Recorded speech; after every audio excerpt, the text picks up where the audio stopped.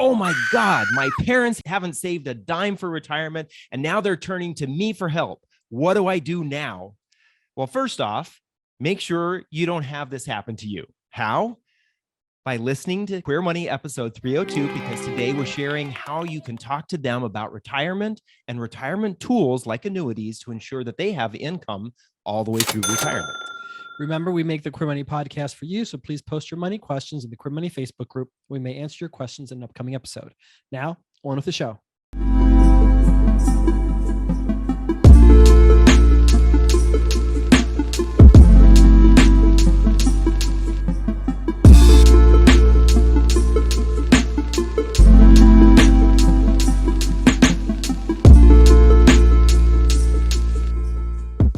So 2010 MetLife study suggests that LGBTQ children are more likely than their straight siblings to take care of mom and dad during their retirement. Yeah. It never gets easy for queer people, does it? Well, I think that I think that maybe having children is part of that, right?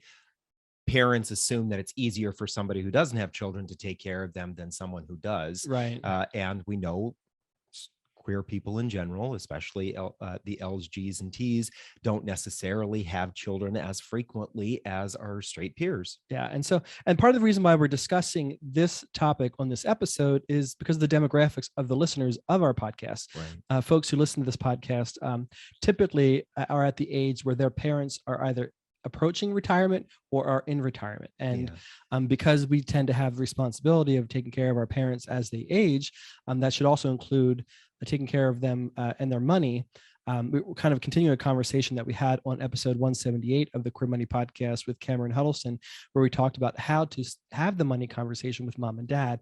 This episode, we're going to dive into a little bit deeper, a little bit more granular about how to have a particular discussion with mom and dad. Right. And a 2018 guaranteed lifetime income study done by Greenwald and Associates showed that 73% of pre-retirees say that they want protected income in their retirement, in addition to Social Security, right? And we know that there really isn't a truly protected income unless you have it in cash, right?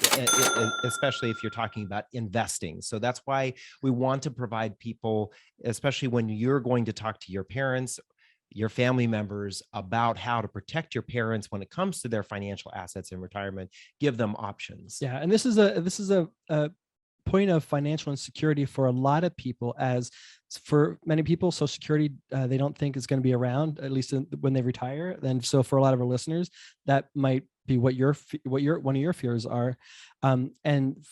Likewise, fewer people have pensions today. So those sources of guaranteed income are less guaranteed and less ubiquitous than they used to be in the past, which is why this is a great topic to have today. So today we're talking about how to talk to mom and dad about annuities, especially because your mom and dad may think they don't like annuities. So we're going to try to change the paradigm of the perception of what annuities actually are, because they have changed a lot relative to maybe what your parents thought they were or your grandparents thought they were once upon a time. Right. So we're going to share really 5 tips here on how to have this conversation with your parents.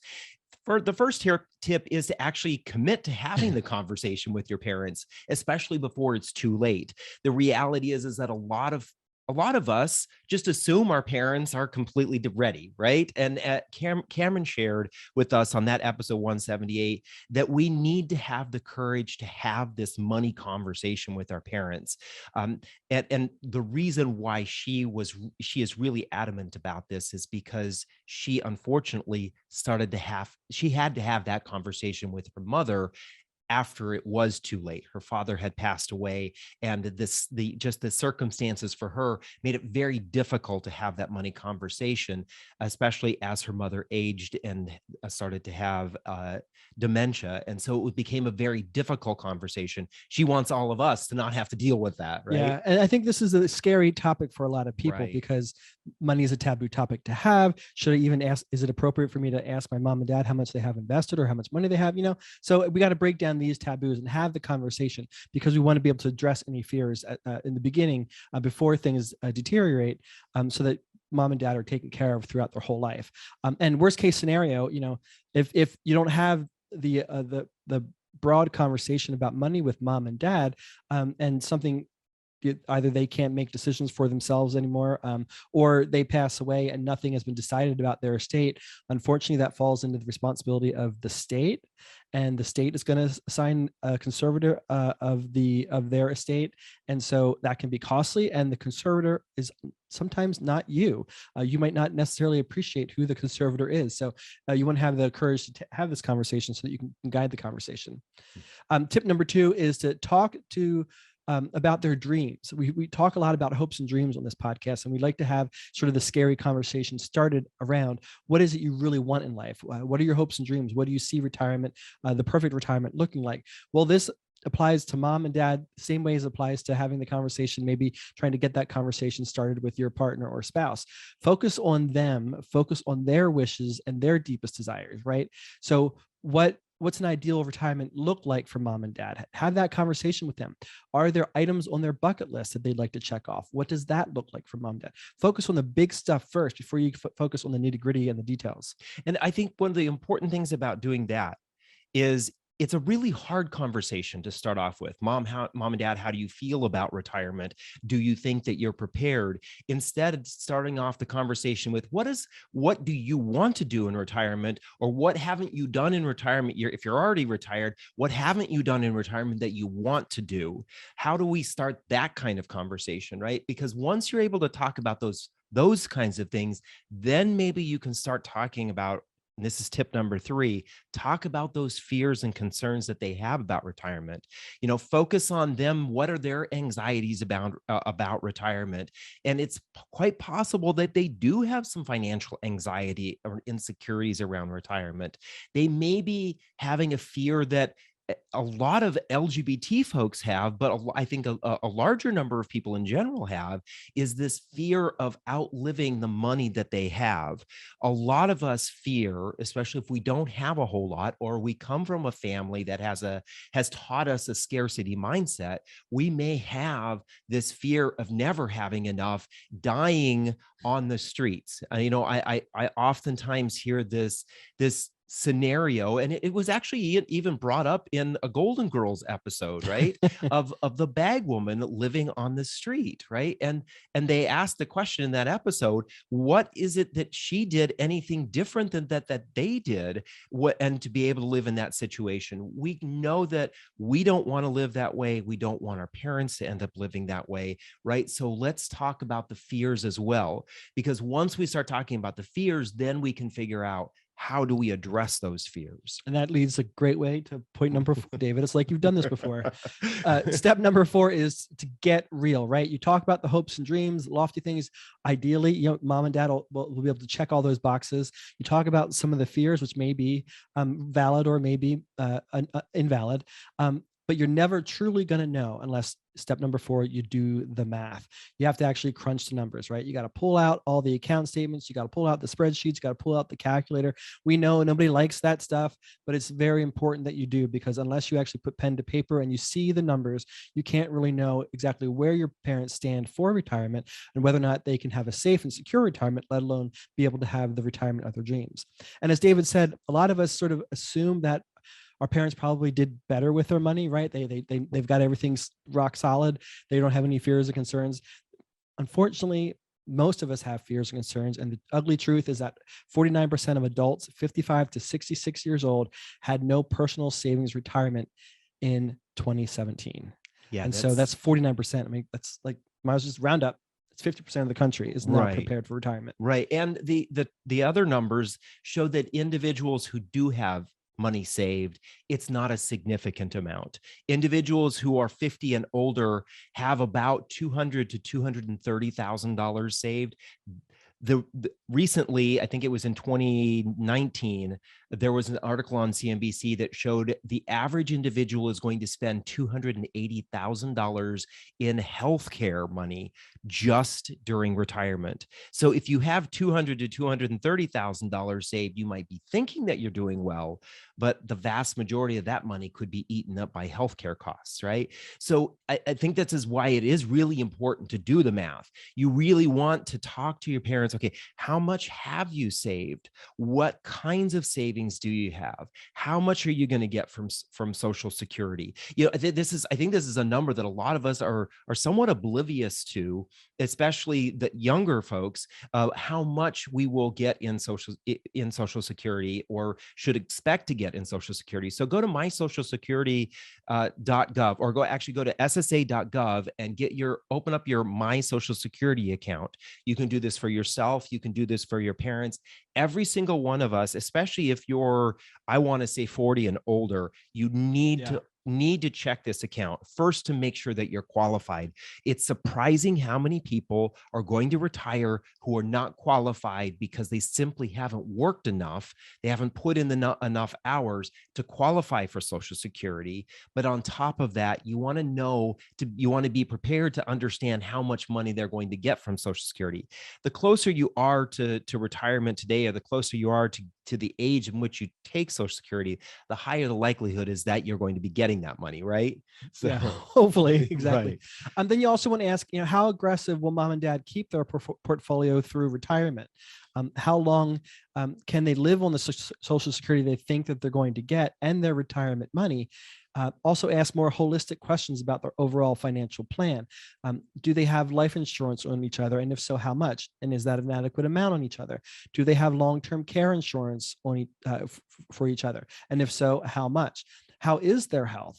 Right. And if their health is good, how does that relative to, say, their siblings and their parents and their grandparents? Because you want to be able to gauge whether or not that good health is going to continue, or if it's going a lot of their health will likely deteriorate, and then their healthcare costs will take up much more of their expenses than maybe what the average might take up. You know, the nice thing about having this math conversation, and as John just pointed out, math isn't just about how much do they have invested, but what are their other retirement planning assets, right? Life insurance, long-term care insurance. What does all of that look like? The nice thing about having that conversation with your parents without having a financial advisor or a financial planner there is you're not going to feel, or they're not going to feel like they're being forced into buying a particular product or signing up for a particular service, right? This is a way to have this kind of conversation to maybe put some of those fears at ease. But then what this does is it does give you then this really broad picture of, okay, how can we fill in some gaps? And that's why we want to talk about point number 5. One of the gaps is to propose an annuity as a way to address some of their fears. And now, I know when it comes to talking about annuities, I think a lot of people start to fill their mind with a lot of myths, a lot of misbeliefs that they have about annuities. So if you want to go back and listen to episode 298, where we talked about annuities in a little bit more depth. But one of the things to remember is that annuities are a tool that can be used to augment retirement. Annuities are not investments. And I think a lot of people try to compare annuities as an investment, right? So annuities will never perform like the stock market. And I think that's why they get a bad rap, is because people think that they should perform. If they think it's an investment, so it should perform like there are other investments. But remember, annuities are actually an insurance contract. And they really can augment all of these other things that maybe your parents are thinking about as a way to protect them. I think one of the other things we want to address about annuities is that oftentimes people have these concerns that they're really expensive and that they're really complicated. And the reality is that modern day annuities are not. There are a lot of fixed annuities out there that actually don't have maintenance fees or annual fees. They're very simple and easy to understand. They actually are tools that can be used in very simple ways to provide that risk abatement that your parents may be thinking about.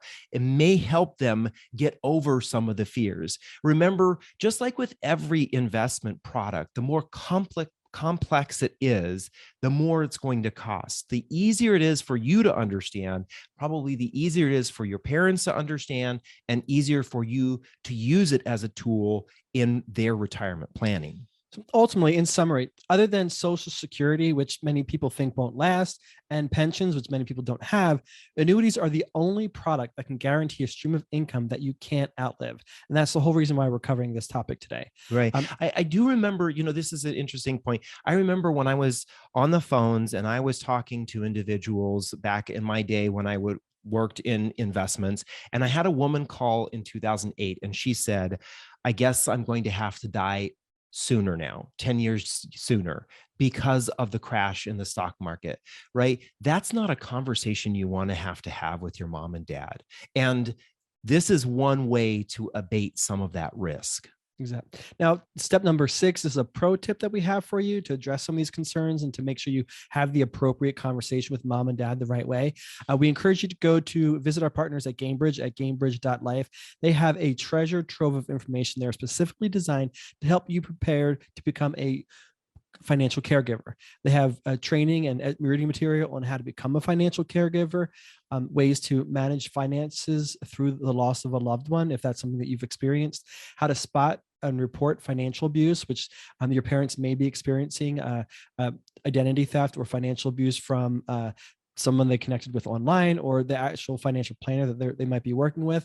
This will help you prepare to make sure that you're addressing some of those concerns. So go to gainbridge.life, click on education, and then click on financial caregiving. And that'll help you figure out how to have this conversation in a more robust and accurate way. Right. I think that may help put some of our own fears at rest, right? That we are not prepared to be able to have this kind of conversation. Go and do some reading and make sure that you are a little prepared when you go into having this conversation. All right, to recap the 5 primary points here, we want to remind you when you want to talk to your parents about finances is 1, make sure you have the courage to do that. Have that conversation, right? Let's have that conversation before it's too late. You don't want to have the, oh God, what do we do now moment, right? Step number 2, let's start off by focusing on their hopes and dreams first. What do they really want in retirement? Because that's what's going to make their retirement happy. Number 3, talk about their fears and their concerns so we can figure out how to abate those. Number 4, make sure you get real and do the math, understand what they have and what their true needs are. And number 5, consider an annuity as a way to put some of their risk at bay, right? It is a tool that you can use to help them be prepared and to take some of that weight off of your shoulders. Now stay tuned for your Career Money takeaway from this episode. Thank you for listening to another episode of Queer Money. Here's your Queer Money takeaway from this episode. Most of us fear outliving our money, and it's likely that your mom and dad do too. But unfortunately, what most people know about annuities is often incomplete or wrong. Get the annuity conversation started with your folks, then connect them with a professional who can help them further, like maybe our friends over at Gainbridge. Then join us next week when we talk about reselling as a side business on sites like eBay and Amazon. We'll be talking with our friend Tom Brickman of The Frugal Gay about how he used flipping products like bras and underwear to get into real estate investing. Remember, we make the Queer Money podcast for you, so please post your money questions in the Queer Money Facebook group, and we may answer them in an upcoming episode. Thanks again, and have a great week.